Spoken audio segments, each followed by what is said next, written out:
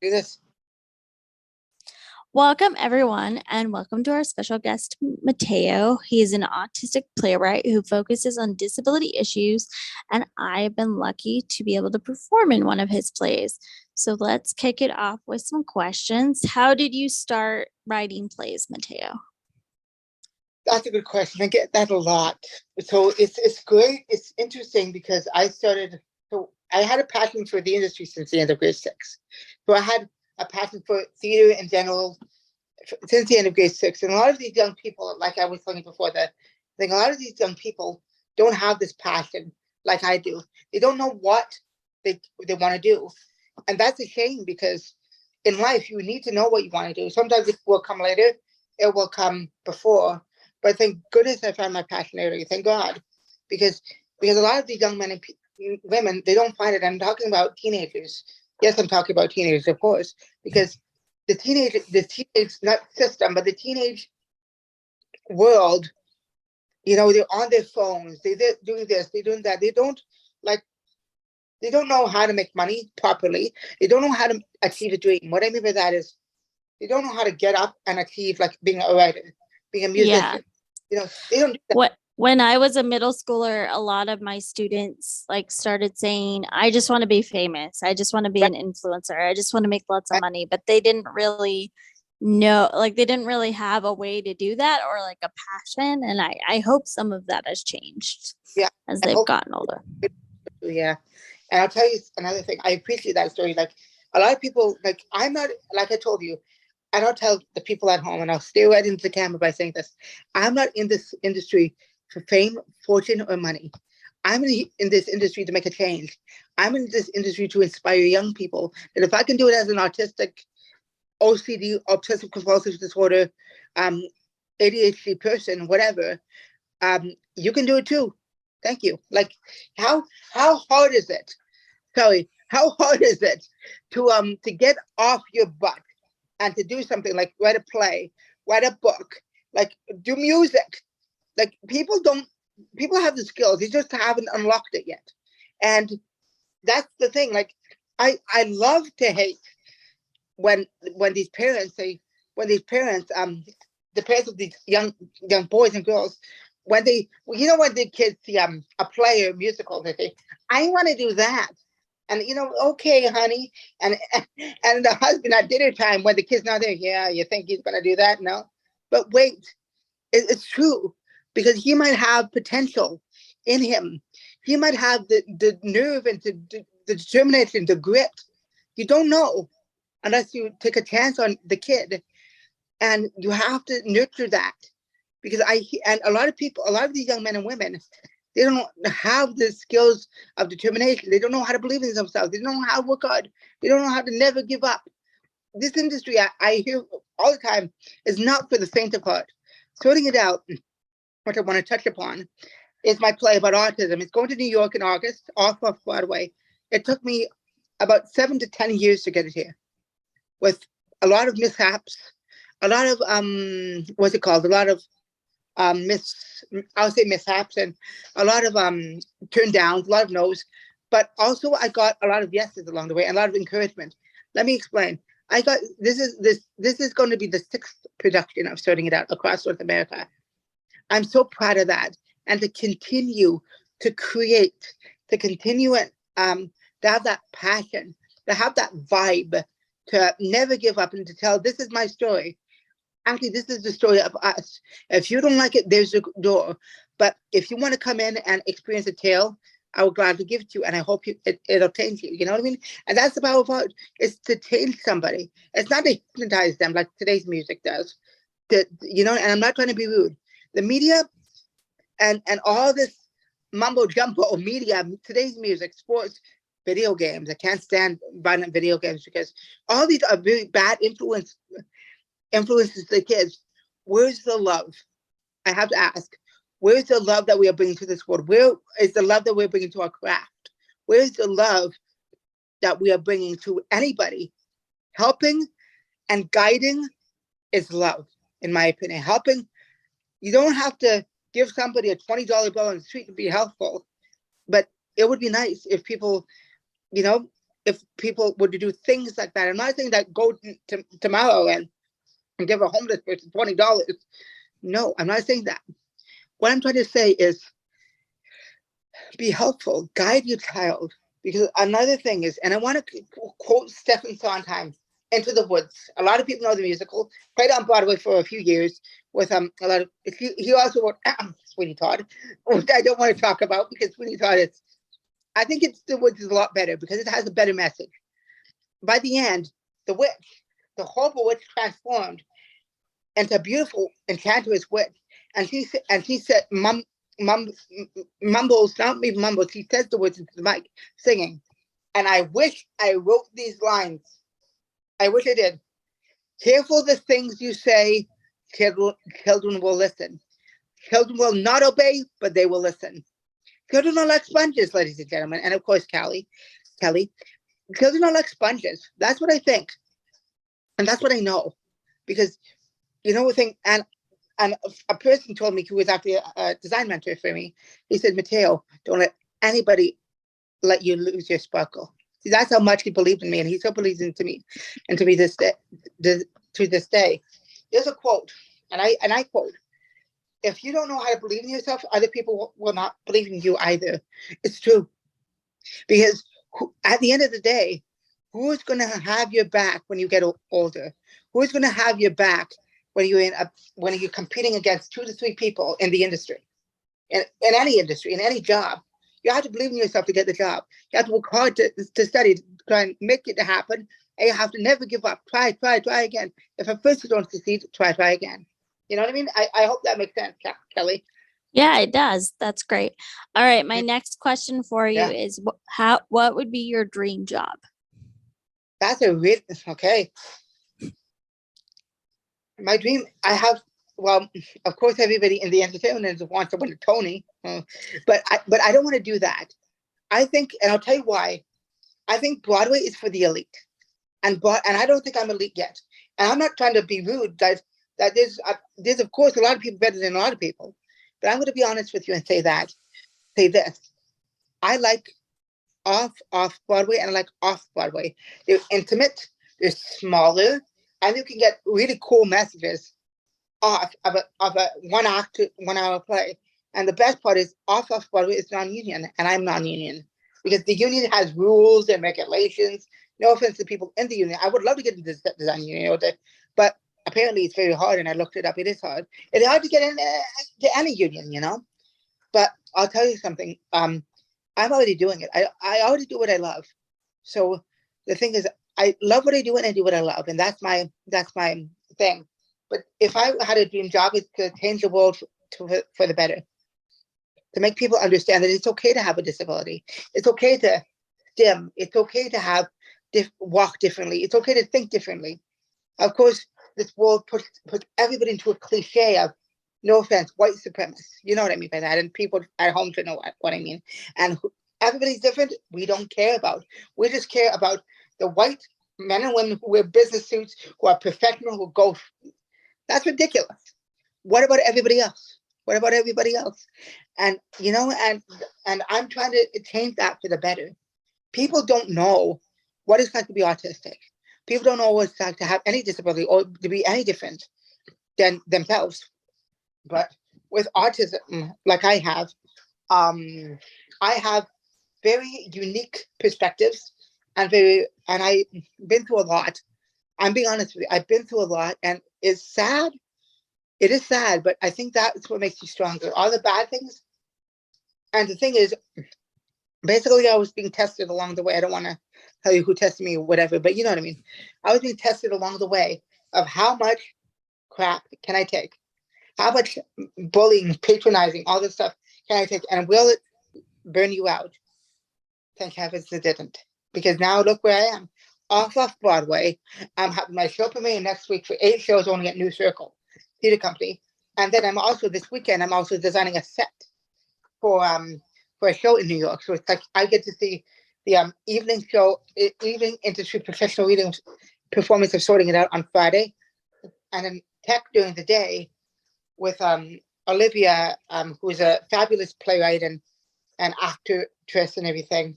And I'll get into the team a little bit later, I hope. But firstly, she's fantastic. He brought me on, and I said, Olivia, are you sure you're going to be? Are you sure? Because this is my first set design gig, my first set design thing, and she asked me.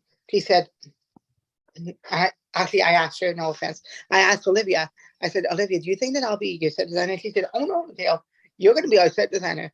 And I thought she was kind of kidding, like, you know, she's autistic as well. But turns out she wasn't.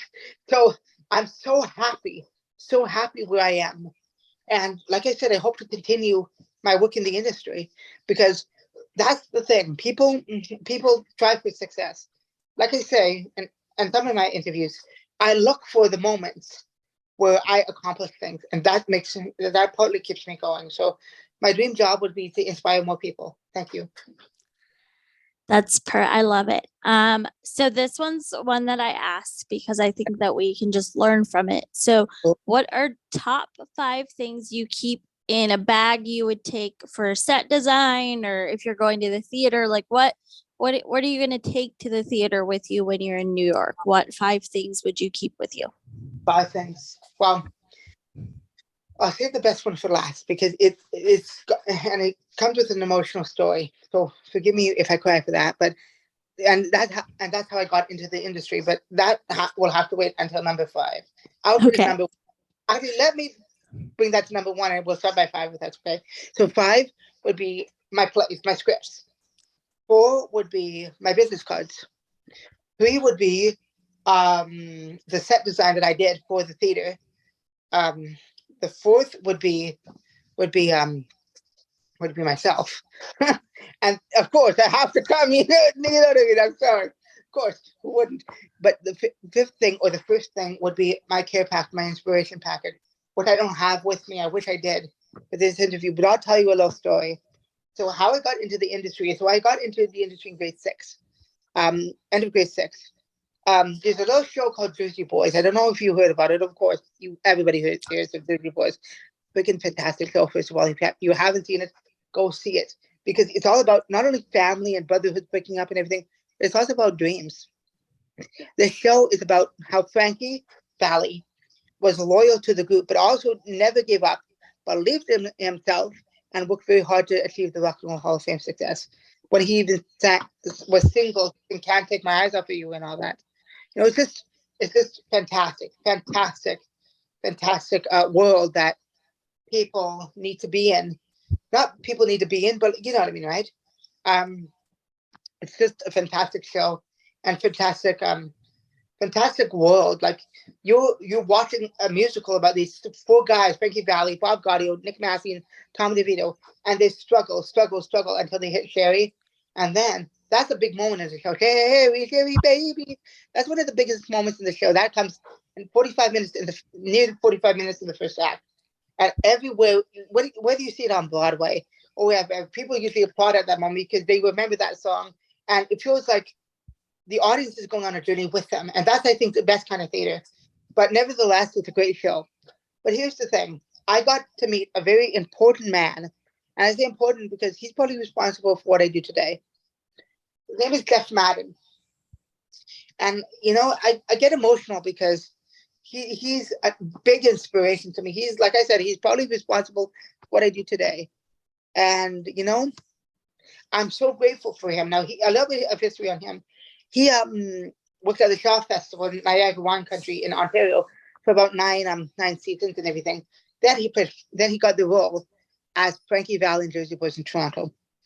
I had the privilege and honor, and it's not a right to meet these people, honor of meeting him multiple times. But let's go back. Let's go back and tell you how I got to meet him the first time. I wrote a fan letter to him in Jersey Boys, trying to send Dorothy Performing Arts, and it wasn't even Murphy. It was a Dan Cap show. I wish Dan Cap or Live Event was still around. If you know who I'm talking about, Dan Cap and Scott Sapinski did Live Event. I wish they were still around because it would bring more revenue to the city and more great shows with Canadian talent. You know what I mean? But anyway, so he got the role of Frankie, and I remember him telling me I had to be in the room with the real man, Frankie Valli himself, the two-time Tony-winning director Des McAnuff, who also directed Tommy on Broadway in Toronto and on tour. He's directed Big River and Jersey Boys, of course. And so just imagine this: a 1960s legend, who a rock and roll Hall of Famer, in the room with the Tony-winning director, two-time Tony-winning Des McAnuff, Frankie Valli, and just a piano player, just a accompanist. That's enough to say the pants off for any actor. And I'll tell you why. Because it was only the actor, no audience. Basically, you're auditioning in front of the real guy who's going to tell you if you can play me or not. Like, you know what I mean? If Frankie can, Frankie, he apparently he doesn't judge, which is amazing. But here's the thing: if it feels like he has to bring the final approval because the actor is playing him, and if he doesn't like the actor, to what he would say no.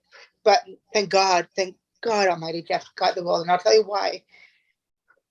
So here's where my story comes in. So after that, he got the role and everything. So I moved to a new school. So I was leaving Holy Family in Oklahoma, like elementary school, to a new school. Sorry, Donavuk to Holy Family, and Holy Family, I was there starting in September. So September 1st, the first week of September, the not the CYC, sorry, the special education resource teacher comes into the classroom and say, we are writing letters to stars. He introduced herself. She was a nice lady. I want to say her name because she might be still out there, but that's fine. But I'll tell you something, you know. And by the way, she had a whole list of Miley Cyrus, Nick Jonas, all these major Disney Channel stars. And no offense to Disney Channel, I love Disney. I love Disney World. I love Disneyland. The attractions are great. But here's the thing. I don't want to do it to those guys. I want to do it to a professional actor, a real actor in a professional musical. And I saw Jersey Boys the summer of 08 or 09 when it just opened a little bit after the Canadian cast started and National Tour left. But the set was still there. So I wrote him a fan letter, 1-page fan letter, 1 page. And this is what he does to me. He's amazing. So all of a sudden he calls the school. Hello, this is Jeff Madden. I'm here. I got a student that wrote me a fan letter. I'm in Jersey Boys to play Frankie, and thank God the secretary knew who he was because she saw the show as well. Jersey Boys at the time was the hottest stick in the town, and if anybody's seen the production now or way before, you can see why. So she said, of course. So she came in, and she immediately told. I still remember the day, if it was like yesterday. She told not my grandmother, sorry. She told my teacher, she told the church, and my teacher called my mom and dad. So here's the crazy part, okay? He came to my school, okay? But now we get to myself and in the classroom. So just imagine me, grade 7, beginning of grade 7, moving to a new school, not knowing really anybody. And then my teacher said, Mateo, do you need to go to the bathroom? She wanted me to go outside, walk in and see this guy. Great idea. Not, but you know what I mean. That's more by an autistic kid. You know what I mean, right? Like, you know what I mean. Right? But yeah. But, okay. Oh, you know what I mean. But it gets better. Thank God. That didn't happen, but it happened like this. So I said, yeah, of course, I would like to go to the bathroom. So I go down the hallway, and the minute I touch the door handle, I see my mom, my dad, and everybody crowding around this guy. And it had to be the superintendent to give me an award. To me, it was much more than that. This man gave me my career. And let me explain to you by that. And, so after that, I come out, and my teacher, again, she was, wait at the door, go wash your hands, aggressively. But go wash it. I said, okay. So I come out, I said, this is pissing me off. This is like, you're trying to keep something, and I don't like when people are keeping secrets. I don't like big surprises like this. So it just gets me right here, and I'll tell you why after. But here's the thing. I go out of the washroom, grab my teacher's shirt, and I said, you better tell me what's going on, or I will freak. And she was like, okay, somebody from Jersey Boys is here to see you. And I said, I'm like, no. it just gets me right here, you guys, because you know, things like this don't normally happen. Like, you don't see a major star playing a pop icon, Rock and Roll Hall of Famer, come to say, "Hi, kid, how are you? Nice to meet you. Thank you for the family," and friggin' person in a school. But here's the thing. Like I said, he gave me my career. Like, he literally gave me my career, because he told me, and he wrote it in the card, and I always cry because this is so significant to what I do today. I mean that. I mean it. So he told me, so Frankie, the real Frankie, told him to believe in himself. And then Jack wrote that, Frankie told me to believe in yourself, and you should too. Like guys, it doesn't take a rocket scientist to understand that you can do anything in this world. I hate when people give up too easily, you know? It makes you so angry and so upset. Like, why didn't you just go through it, you know? It brings me to emotional tears when I read the card, when I see his picture, you know. He was a lovely man. He was in Comfortable Toronto as well. He was in Forever Plaid in Toronto and everything. He was in Rock of Ages, the new production. But you know what I mean? To get a response like that, and then I met him, just me and him in a local performing arts center. I said, Jeff, I took him aside. He called me after one of the shows. He said, Jeff, why did you come and visit me? And his response, I will probably never forget this. Probably for a long time, he said, it felt like the right thing to do. And it was. So I'm grateful for him, and grateful for, you know, he gave it to me. He said, you can do it, and do it well.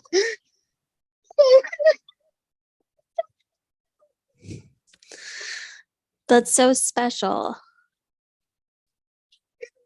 Sorry. No, you're fine. That's so great. I love telling the story, but it gets me right here. Mm-hmm. You right here, I hate you. People, you have to do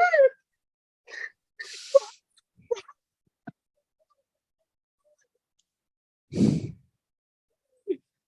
No, you're fine. You're fine. It's a very beautiful story. And like people need to understand. Like, it's okay to be different. It's okay to have a dream. Like Frankie. And there's another gentleman called his name is Michael Flatley. He choreographed Do It for Riverdance. He was Lord of the Dance. It's fantastic. Both of them came from the hard knocks of life and made it through the determination, believing in themselves, never giving up, and working hard. Like, people don't understand. I don't think, not even young people understand. What is a dream? And I'm not talking about the dreams that you follow at night and sleep with. I'm talking about the dreams that people have. I want to be a dancer, I want to be an actor, then go for it. Want support or not. Right here, that people don't understand that. Sorry. No, you're fine. We all get it who's in this room. So I want to go ahead and open it now to if anyone has any questions for Mateo. Yeah.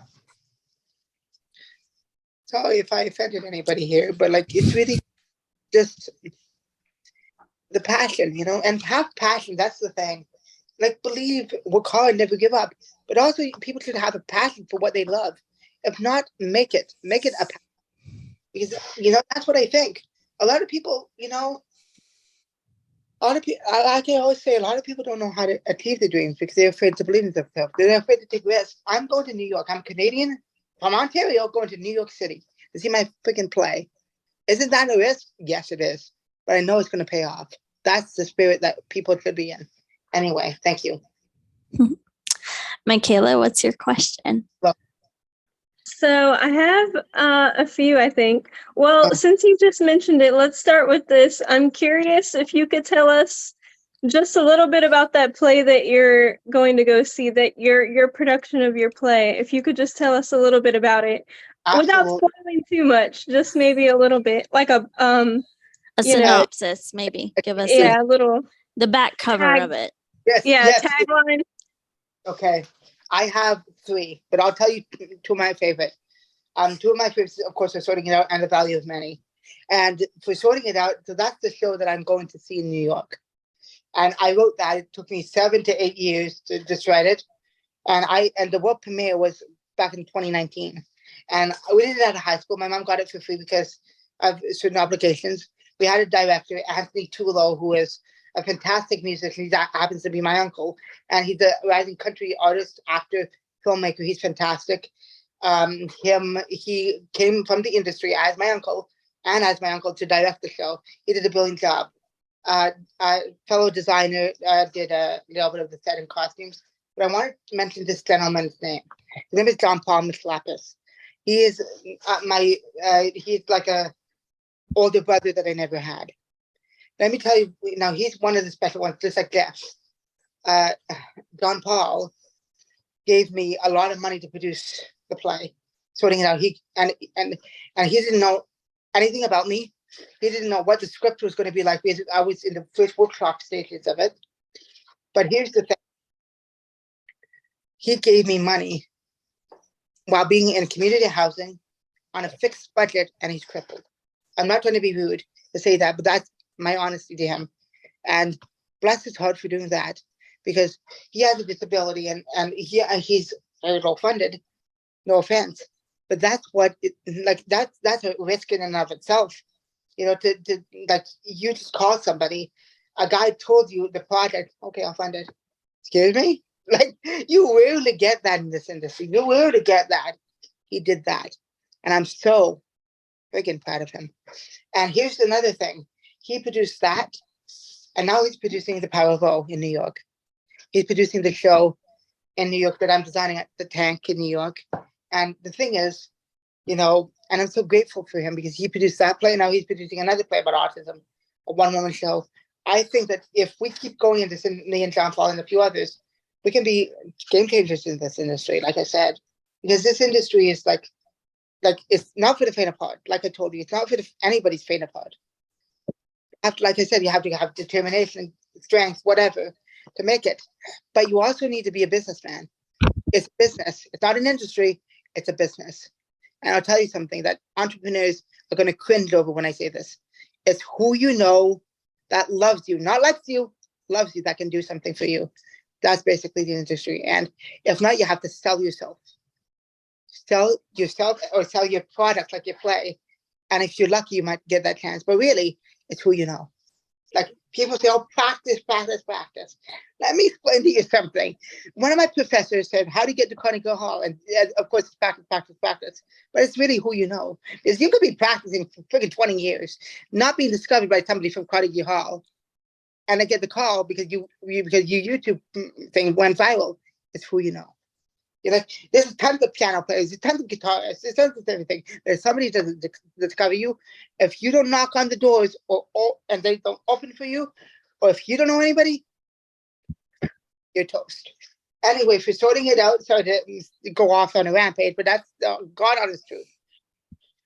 For sorting it out, it's about somebody's ignorance to understand a disability and the consequences of that, Paul. It's based on a true story, like I said. And it's really a beautiful piece because the audience really gets to find out. It's a complex tale told simply. Give you a little bit more of the synopsis. So Frank and his son Ed visit Nick, who has a disability, and things take a turn for the worst. Ignorant things are said and done, and at the end of the day, we have to hit rock bottom to understand the truth, and that's all I'm going to give you. Is that play. Now let me go to this other play, which Kelly had the pleasure of reading, The Value of Many, the stage director. She did a fantastic job. But that's not my point. Even though she did, it hits home on inclusive employment. And let me be the first to tell you, you probably heard, like, we want that chance. We want that chance. And we're assets, not liabilities, if that makes any sense. We as special needs can bring something unique to the table because we have that unique perspective. People think, oh, you walk funny, you think funny. Excuse me, but what about you? Let me prove my point, and let me read you a little bit of the value of many that I added. I want to read you something, if you don't mind. So Kelly, I know, but this is a brand new scene. Yeah, go ahead, Mateo. That's fine. Yeah, it's amazing.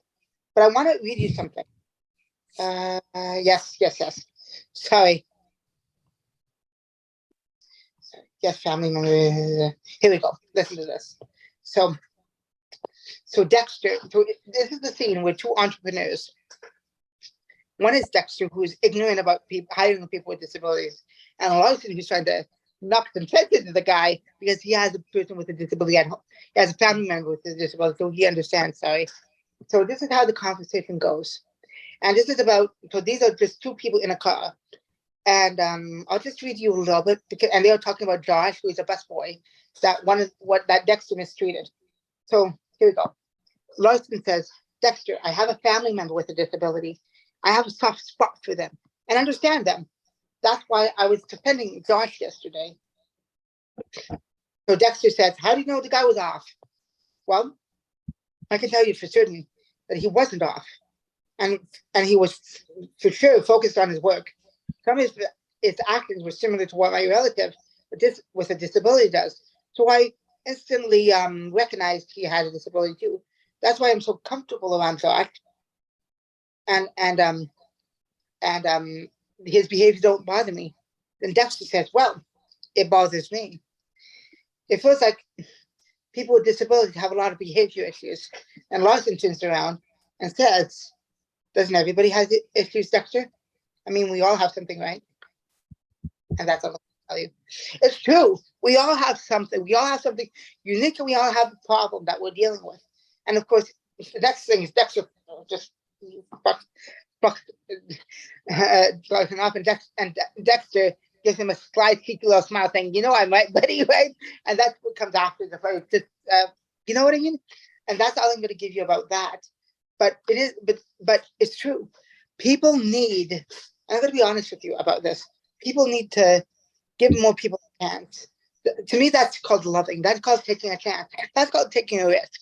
A lot of people want to play it safe. They don't know.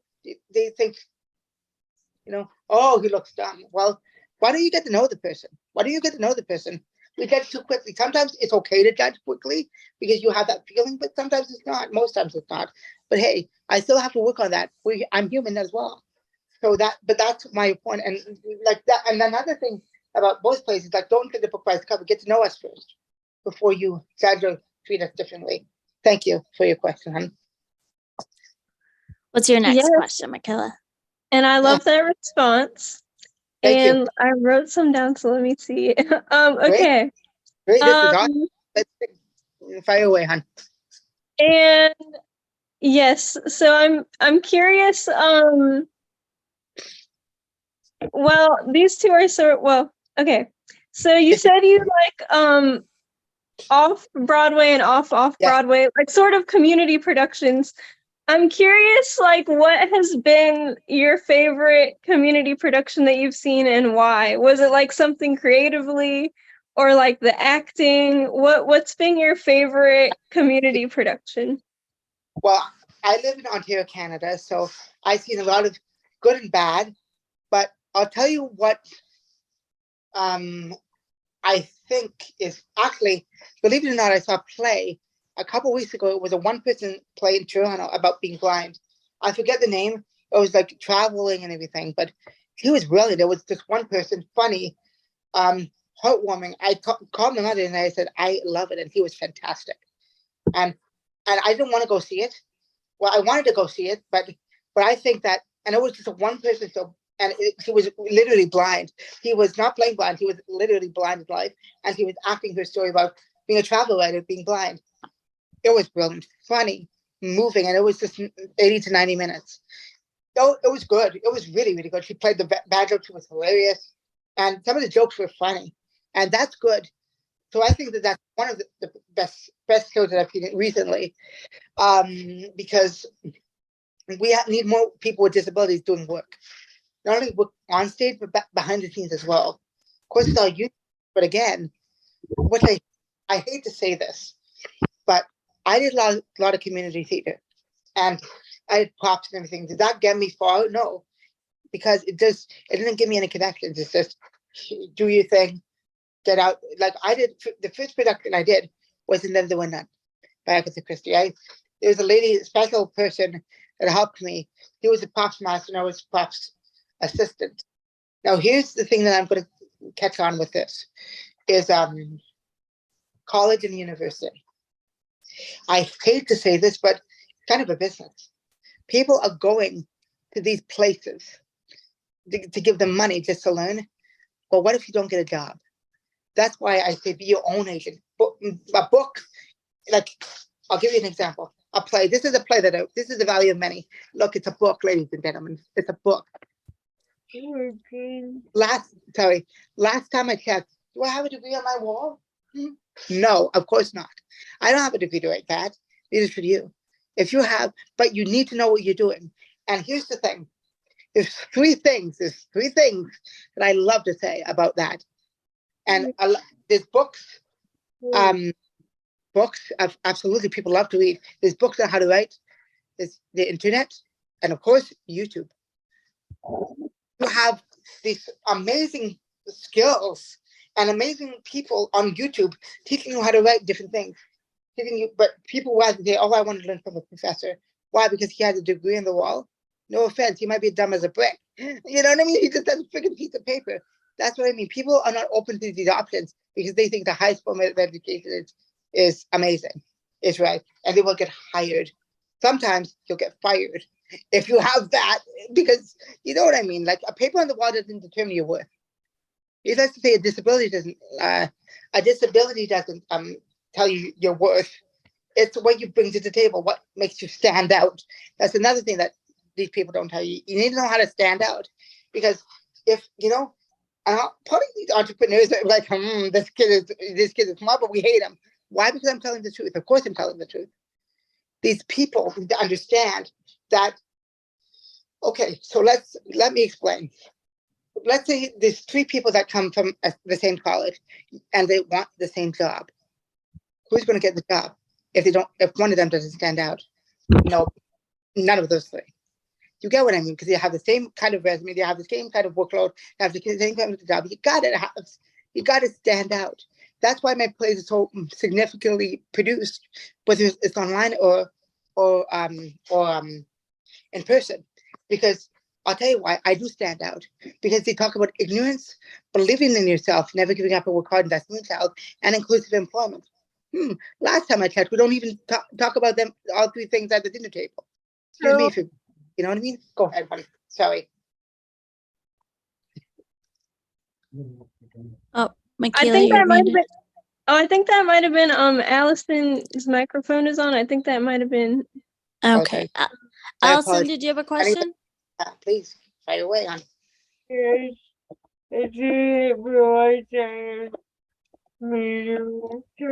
Sorry. It's okay. It's okay, hon. Don't worry about it. All right, my kid. I would like to say that my favorite musical is not a Broadway musical. It's actually an off-Broadway musical. So, what is What this musical? it's fantastic. The Fantastics. Yeah, So. longest running show off of Broadway, I must say. Yeah. I believe it's So. the longest musical. I don't know. I haven't seen it, but I hear it's amazing, and it's the longest running off Broadway show. So, not off Broadway, off Broadway. There's two tiers: Broadway, off Broadway, and off Broadway. Yeah. But for that musical, it's great. Another two shows off Broadway is Stomp and Blue Man Group. Those are very unique shows that have played to audiences, and they don't utter a word. That means that the method of performance is so unique, whether you're percussion or drumming or people doing stunts or whatever. That's incredible, and you can have that long. That's incredible. So I give them props for that. And also, like I say, I don't want to be on Broadway because it's for the elite. And most Broadway musicals, if you think about it, are based off an entity. Films, CDs, jukebox musicals, Mamma Mia, Carole King, the musical, Jersey Boys, and plays like Harry Potter and the Cursed Child. I thought it was fantastic. No offense to them, but again, all these things are from entities. Where's the original content, people? Where's the original content? Like, how hard is it to have a commission to write a new musical about something extraordinary and try and make money off of that instead of we're going to be a cash cow because we did this and we turned the film to this and it flops. Give me a break. Give me a break, people. You know what I mean, right? Go ahead. I'm sorry. Michaela, what's your next question? Well, just to go off something you said, because you mentioned you did props. So Yeah, you've done props. Obviously, you're a playwright, and then I think I heard Kelly say you also have done set design or something. yes. So, So that, is that all the stuff I'm just curious, like how many things oh my gosh, that's so many things. right. Is that all the things you've done? Like you do a lot of things in theater, I guess. You do props I, and sets and playwriting. Yeah, I do. Yeah, pretty Very amazing. cool. And He's I'm a triple threat. Yes. Yes, I'm quadruple because I sing too. I don't want to sing now because people pay me for that, but I do have a few songs on Spotify. But you have to listen to that, and because I won't be singing anything right now. But you go on Spotify, and if anybody wants a copy of my plays, I can easily. I have a website which I hope Kelly can put on the bottom of the screen, and I'll give you that. People can contact me for free copies of the script, as long as you guys consult with me for performing it. I don't mind if you have it, because if somebody likes it, then other people might like it, especially in the disabled community, especially in the disability community, where we don't see a lot of art made by disabled people or disabled you know what I mean? Or we see artists imitating people with disabilities, without disability, or even without the consultant, or without them being present. That's an offense to me. And I think that's an offense to all the people with disabilities. And actually, here's the best news about this. There's a musical called How to Dance in Ohio. I don't know if you heard about it. It played at Syracuse State. It has 7 actors making their Broadway debut, and they're autistic. Yes. Hallelujah. Like, give me a break. How long did this take? Maybe 100 years to do this. Do more. Do more. We have potential. I'm just saying. You know what I mean? I'm just saying. Not only we, but I'm talking about disability people with disabilities. We have potential. We want to be we want it. It's just like anybody else. We work 10 times as harder. Of course, we have to, because we have a disability or issue, whatever, a condition, whatever it is. But like I say, sorry to interrupt. Like I say, I got handed down a disability package, and I call my disability a deck of cards. It's not a royal flush, but it's not a bad deck. It's a deck that I can play with, and I can do some pretty cool things, like write plays and do music and do all that, and do set design, which is amazing. So I'm very proud of the fact that people are slowly, and I mean this really slowly, to create something brand new, something like put disability people on the market, or put people with disabilities on the market, or put something new on the market. That's rare for Broadway, and that should be done more often. Thank you. And then can you say the name of that again? It was I heard Ohio. The name of the thing you just mentioned. How to Dance in Ohio. Okay. Hal Prince, who directed Phantom, 21-time Tony winner. He's fantastic, lovely director, fantastic director. He was attached to the project, but he sadly passed away. I haven't met Hal. I haven't met any of these people, but I'm so proud of them for taking an autistic approach and getting 7, not 1, not 2, but 7 people who are autistic, girls, boys, men, and women, make the autistic debut. Where did that come from left field? But I'm so happy that they're doing it.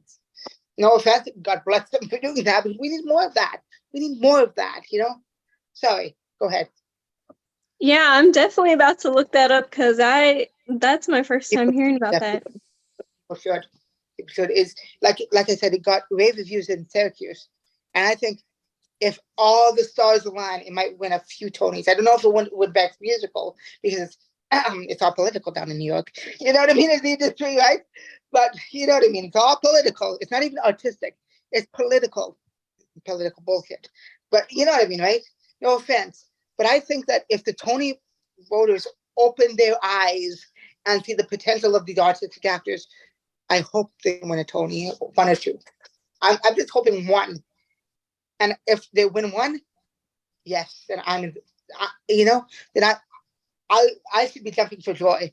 I already am in my heart, because it's making it like the artistic actors, people like me, think I'm attached to the project being on Broadway. That's amazing. Where did that come from? Like I said, left field. But we should see more of that. We should do more of that. Not only on stage, but backstage as well. I'm very pleased to say that, and I'm very pleased to do that. But like to be in this industry for so long and to inspire people like I'm doing now. So it's a true dream come true. Anyway, go ahead. Sorry. No, I love that. I love that. And then I had one more question written down, and it was as a playwright yourself, do you have your own favorite playwright aside from yourself? Is it the people who wrote Jersey Boys, or is it something different? That's a really good question. There's Jersey Boys, I have to say, is a very well written script. Beautiful, moving, funny as anything. But it has a gracious beating heart to it. And that's for musicals. But let's talk about plays, not my plays, but some other people's plays. Disgraced by Ayad Akhtar. That, I thought in Toronto, in a local theater company in Toronto, a big company, commercial company produced it. Disgraced by Ayad Akhtar blew me away. There was not one but two gasps in this. Like the audience literally did that, and I did too. I was like, "Whoa!" There's moments in there that came from left field. Ayad Akhtar, if he's listening, you are a fantastic playwright, and I would love to have a chance to meet you and just sit down and talk intellectually about playwriting with you and how you perceive the ideas that you do. He's fantastic, and the play is about the Muslim experience in America with his race, which is amazing that from a little experience, from a seed of an idea, can become a big play or a big musical, even an Off Off Broadway sensation, which I hope not only sorting it out, not only Olivia's play Parallel Dice, but a lot of these plays that I would like to do and create and everything. But yeah, so he's one of them. He's fantastic. I love the play so much. Another play is Bruce Graham's White Guy on the Bus. It's about race as well, and both of them, I think, Disgrace played Broadway. I believe Bruce Graham's White Guy on the Bus played off Broadway at Performing Arts Center. Both are great plays. Both are great plays. Both hit home with an audience about race, about asking difficult questions and leaving them with an uncomfortable experience. To me, sorting it out is like that, except for bringing the message of inclusivity home. So sorting it out, they not only take the little booklets, the programs home, but they would absolutely take the message home. And I think as much as I love collecting the programs, I think the message is more important, because we need to be kind, we need to be compassionate, we need to be all that. And Disgrace reminds me of my play, but it doesn't give you a message. It should. So anyway, Disgrace is fantastic though. White Guy on the Bus is fantastic because there's a lot of plot twists involved. But those two playwrights, Bruce Graham and Ayad Akhtar, are brilliant. Now Ayad Akhtar wrote Junk, about the junk bonds and everything. Like I said, and the set on Broadway was well projections and amazing design and everything. But like I said, plays do not get written overnight. And I'll tell you something. Ask any playwright, ask any songwriter, ask anybody. They're right. That's what Thomas Schumacher said. Thomas Schumacher is the president of Disney Theatricals, another person I would love to meet. But he said plays are not written, they're right. And he's right, because they're like hammered, they're like shaped. Like you don't go, hey, I'm done to draft, put it on stage. You're gonna be like, huh? Sorting it out when too many changes, even changes after way before New York. I tweaked the script to make it more sense, or else the critics might not like what they hear or see. No offense. New York has a bunch of jokes. I call them critics or jokes that bite on every production. Wrong. They just take little things. It's wrong what they do. Do it, but don't do it well. It's pathetic. Like I don't want to name names, and I don't want to name newspapers, but you know what I mean, right? It's pathetic. I'm scared actually a bit about that, of how they're gonna do, how they're gonna respond to How to Dance in Ohio with seven autistic actors. And trust me, I have a feeling that some people won't like it. They'll slam the show, and boy, do I don't want to see that. I know what, we're autistic actors, we're autistic people, we're special needs, we're different, trying our best, and you try and bash us down because you don't like us, our breed, buzz off. You know what I mean? That's what makes me upset. But back to sorting it out. I'm sorting it out, like I said, I had to tweak some things, and so far people are loving it. The audiences and the industry professionals do, and there's going to be autistic organizations there, which is excellent, beyond excellent. That will talk to the audience. There's going to be a talk back after every show. John has it. His name is John L. Peacock. He's fantastic. He wanted to produce this, sorting it out for 3 years since 2020. I'm so happy that this Friday, less than a week from today, I will be going to New York and probably bawling my eyes out for the play. Not because I made it, not because, yeah, I made it to Broadway, yeah, I made the play. No, because I relate to the play. Even though I'm the playwright, I get moved so much by my own work. That's friggin' brilliant. Thanks. Yeah. Yes, Yeah. that was my last question, but also, so if people are in that area and can we put the information for that Damn right. play Yeah. somewhere so if people want to go see that? Yes, I please. think that would be cool. Let's do that. Both shows out and powerful. I'm designing that set, and like you said, the team, like for Olivia, we have people with special needs and people with not. That's another brilliant thing behind the scenes. So I'm the set designer with autism. Mike is our neurotypical director. Zach has ADHD, and Jean Paul has hydrocephalus, which is water in the brain. He's, like I said, he's crippled, and Olivia has autism. That's brilliant. That's something that you don't get to see, a marriage of neurodiverse and neurotypical coming together to create a beautiful show. You don't see that ever. And I haven't seen that on Broadway. I wish that even people who are different, like not people at different skin tones, different accents, if they could come and explain their experience and say, I would, and people would to be open to working with them, I would believe it would be a much better world, honest to God. Because in my opinion, like, I'll leave you with a few more things before we wrap up, hopefully. But one of the things is not only give us a chance, but give people a chance. Which I hate to say because I don't give a lot of people a chance. I think of black and white. I might be a little bit of a hypocrite, which is fine. But really, I care more about other people. I care about other people wanting to succeed, wanting to be happy. How many times have you heard, do you like your job? Yeah, I do. What do you do another job? Yes. And if I said, what do you start your own business? What would you like? Be a singer? Why didn't you? Why didn't you? And a lot of these people have to start from an early age, like I said. Early age. A lot of these people have to be nurtured. I played the piano since I was a kid. Got taught by my aunt. And no offense, and I loved music. But theater fell into my lap. Like, not Jersey Boys wasn't the first experience. Literally theater came right into my brain. And Lion King, the musical, which is brilliant. Brilliant. If you haven't seen it, go see it. It's fantastic. Julie Taymor's amazing vision. And that's the thing. You know what I mean? So I said, Lion King, let's look up Lion King. I saw it. And of course the opening number, everybody knows that the animals come down. They have the big puppet mask. If you haven't seen it, I'm spoiling, it's okay. It's been on Broadway since 1997. If you haven't seen it, where are you? No offense. But you know what I mean? But anyway, you know what I mean? I saw it and I'm like, huh? That's brilliant. I want to do it. And that's how there's an extra saying, if the theater bug bites you, you got the bug. You know what I mean? It makes sense. Like if you just see that little passion, that little seed, it grows. And thank God it grew. But it also grew in a little bit of a negative way because that's my obsession. I have OCD as well, as I told you, ladies and gentlemen. I have OCD. And it's sad to say, I love theater as a passion, but it's my obsession as well. That got the best of me. But I'm happy that it's an obsession that I love.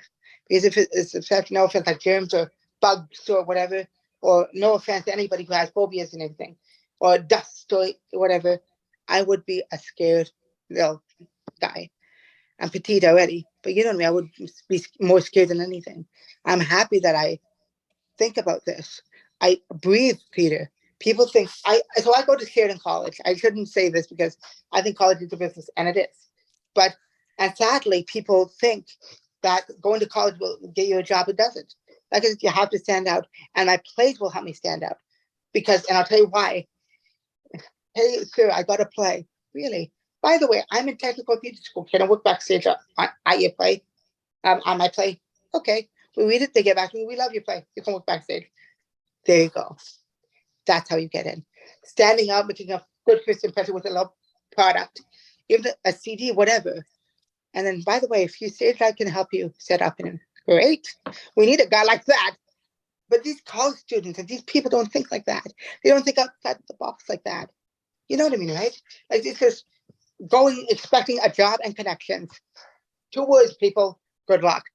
Just saying that because, and there's a lot of debt. There's a lot of debt with colleges and universities. Like there's a lot of jobs that you need, college and universities, but to write a play, seriously, the Don never asked me, oh, Mateo, what college did you write this play at? Did he get a good mark for it? No, he didn't ask me that. And that would be stupid if anybody asks anybody that, in my personal opinion, because you don't need that to write a good play, but you need to know what you're doing. Anyway, John was probably thinking, how can I fall in love with his work? He's autistic. Let me read it. And if he did what he did, how can we say it? How it's so good? How can we say it? But it has to be good. The product has to be good. Not even good, great. It has to be beyond great because, and it has to stand out. Like that, autism is a little to the play. Like it's about ignorance. It's about something that people really have never seen before in a 1-act play, 30 minutes. So there you go. Like it doesn't take a rocket scientist to understand this whole conversation, people. Like I say, like, you know, and if, you know what I mean? And if you're stunned and you know, I would love to like talk to anybody via email. Email me, let's have a chat. I don't mind to collaborate. That's the thing. Like getting to know people is amazing. Like that's how businesses work. Like you go in there, you go to a business, you don't know anybody, but you were invited by the CEO, and you make connections like that. If you know how to do business. A lot of people don't know business because they were never taught in high school. They were never taught. It's the white supremacist job at a grocery store. That's what they teach. They don't teach how to become a singer, how to achieve a dream like that, how to become an entrepreneur. Entrepreneur is very important these days. I'm not an entrepreneur. I'm not a politician. I'm not a teacher, but entrepreneur is very important these days. Young people, take a listen.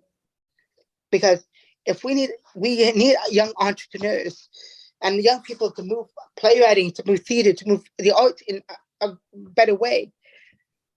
Instead of, hi, sir, can I have this job can I do a stocking shelves job? Like, give me a break. Really? And you've been playing piano since you were 2. Give me a break. You should, you know what I mean? You should go for that instead of doing that, because at the end of the day, you probably won't be happy. You know what I mean? But it takes, like I said, it takes hard work, determination, never giving up, believing in yourself, grit, resilience, trying harder than a lot of people. That's what my professor said in college. Toil, work, sending out messages to theater companies. Can you stage my play? Nope. Can you stage my play? Nope. Can you stage my play? Nope. Until you get that one yes. I got a few yeses. Like I said, Sorting It Out has been performed over 5 times. New York is the 6th. New York is the biggest production. 8 shows. But, you know, people have to hammer it home. Like it doesn't matter what you have. It matters what you do and how much you love. Not only love your profession, but love the world. Thank you. And I hope you have a good day. I'll wrap it up like that. Thank you, hon. Rachel or Allison, do you have any questions for Mateo? Please, fire away, as I like to say. Please.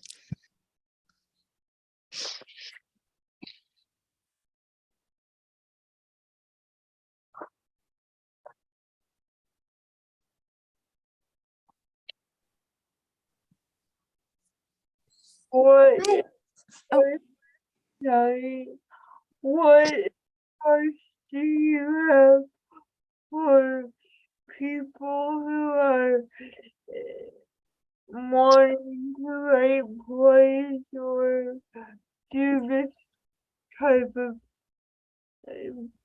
being the theater? Yeah, just what advice do you have? Thank you for the question. That was very nice. And I get that question a lot as well. So the 3 things that I always say: believe in yourself, work hard and never give up. You know, like I said, nobody's going to believe in you if you believe in yourself. If you believe in yourself, people are going to believe in you. If you don't believe in yourself, people won't believe in you. And I think to find a niche as well, to find your passion is another thing, because like I said, a lot of these young men and women don't really know what their passion is. Nobody, and I don't have any respect for that. Like you are 17, 18, and you still don't know what you want to do in life. Give me a break. And of course, all these people, I want to be a gamer. I want to do this. A gamer makes, I want to be a video game designer and everything. And another thing is to stand out. Stand out to anything and everything you do. Because standing out will get you the job. I personally believe, because all my plays stand out. Question documentation about autism, stimming, touch, contact, not being able to humor, sarcasm, all that stuff. It's really, really interesting that I have to have, and it's sad to me that I have to write plays about this because the world doesn't understand. Some people don't understand. It's so sad to me. Pisses me off, actually. But if I were to give three things, or maybe the fourth thing, but mostly three things, is believe in yourself, work hard, never give up, and please do stand out. Because like I said, standing out is one of the most important things. Like I said, if three people graduate from the same school, they have the same type of resume, they say the same thing, the employer is going to repeat them. You have to stand out to get the job. You have to do something that the other three don't have. You know what I mean? And if you don't, then you won't get the job. Thank you very much. Thank you for your question. Thank you for your question. Rachel, do you have any questions for Matteo? Please, fire away, as I like to say. I wanted to say thank you so much for coming and sharing your insight. And I guess I was just wondering if you could write, what is your favorite piece that you wrote, or if you have any ideas of something that you might be, thinking about writing? Like, is there something that you really want to write? I hope that makes sense. Thanks. No, absolutely, Miss. Absolutely, Rachel. I do have so I don't have a favorite play. You're like my babies. It's like, what child do you like the most? It's like, you have three children. Who do you like the most? And I call them, But no offense, but I do have an idea. I have tons of ideas in certain plays, but I have an idea of this creature coming down from a different planet, like a little boy, and he doesn't know anything about the human race. So he stumbles upon a group home, and the group home has people with different disabilities, autism, Down syndrome, cerebral palsy, whatever, high functioning, of course. And he meets Jerry, who has autism. Now, here's the thing. I hope people understand this is the concept. It's not a play. I would love to write it, but I don't know if I'll write it. But it continues on. So Jerry is helping the little boy to understand, but the little character or the little boy can only see Jerry. He can't see any other people. And I think that's his disability. And I think, and that I think is a great concept. And in my opinion, what comes from that is a unique understanding of we are all different, but it's okay. You see me, like, and you see me, but you cannot even hear the voices, but you can hear me. But I can be your guide. I can be like an angel, or I can be your guardian to guide you through. This is what it's like to have what I have. It's a beautiful and unique story that I think could be written, absolutely, as long as nobody takes it away from me. But honestly, like what? And another question that I would love to explore is, what if a person came to your door, knocked on it, saying, I'm from a different planet, invite me in, and I won't hurt you. Here's my qualification for this. Okay, but tell me what it's like to be human, especially with a disability. That's something that I would kind of love to explore, because we don't have a play like that. Thank you for your question.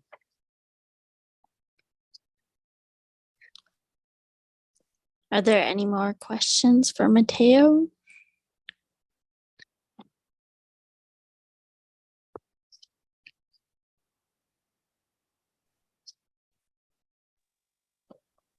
I think we're good on questions. Okay, so Matteo, I'll do my little ending speech and let you, I'm sure you got to pack and get things ready for your big trip. So we'll just, let's see. What would you want the world to know about what you do? That's a good question. That I'm grateful for what I do. I'm grateful to inspire young people. Like I said, I'm not in this business for fame, fortune, or whatever. A lot of people on this I want this. I want to inspire from the heart. I don't want this. Like I said, if I had $1 million, what would I do with it? That's, it's the same question as, where will I go when my parents die? I don't want to get into that, but like that's another totally different topic for a different day. But that's exactly the kind of same question. So what would people want to know about me and the work that I do is, and I'm grateful, I'm truly grateful.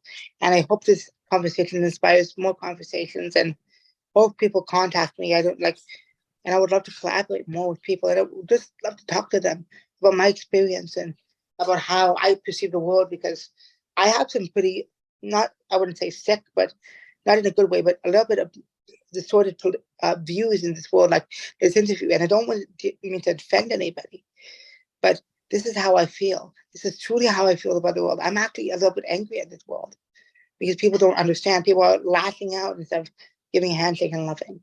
Instead of, you do this, blah, blah, blah. That, hi, how are you?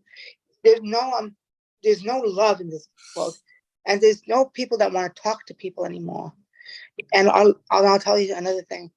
People have to pay to talk to people, psychiatrists, psychologists.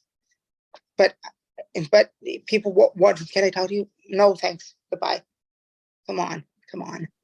Unless it's a prank or a video like that, which I hate, these idiots doing pranks and all that stuff. I freaking hate that. And people going up into, no. We don't do that. You know what I mean? We don't do that here. This is a world where we should be loving, we should be compassionate, we should be kind. Not putting microphones in people's faces. What's the origin of sex? Give me a friggin' break, people. Just to make the audience laugh. That makes me pissed off because, and the person gets offended when they get asked and everything, and a little embarrassed. But then you're watching Family Feud or Will Fortune, and you laugh when somebody makes a mistake. Give me a break. You know what I mean? Give me a break. Like, people laugh. Then when you get caught in that situation, you're like, what do I do? Exactly.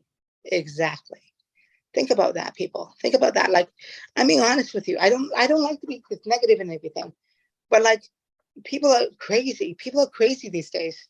People are not human. Like we are lions and tigers and bears. Oh my!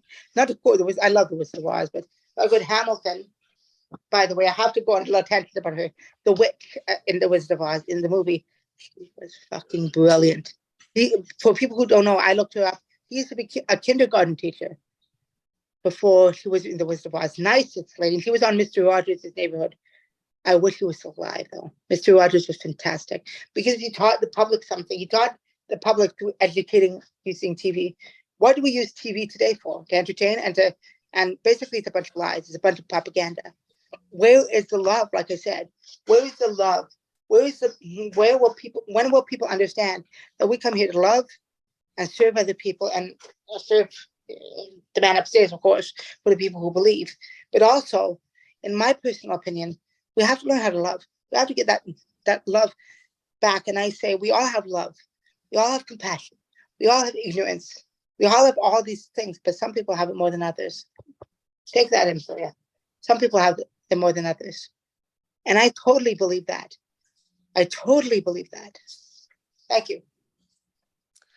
Thank you for everyone who joined and who's watching, and to Michaela for always being the best partner in crime, Allison for being the world's best producer, and thank you, Mateo, for sharing your gift of brightness with all of us. You're an incredible person to have in our corner, and thank you for everything you do, and we'll post all the places where people can keep in touch if they have any questions or want to collaborate with you or anything like that. Please do. Thank you guys, and thank you for having me. It's been an absolute pleasure. This is actually, I'll tell you one more thing before we leave. This is probably the best interview I had in a while. So thank you. I mean it. Thank you. Thank you. It was a pleasure, honestly. Thank you.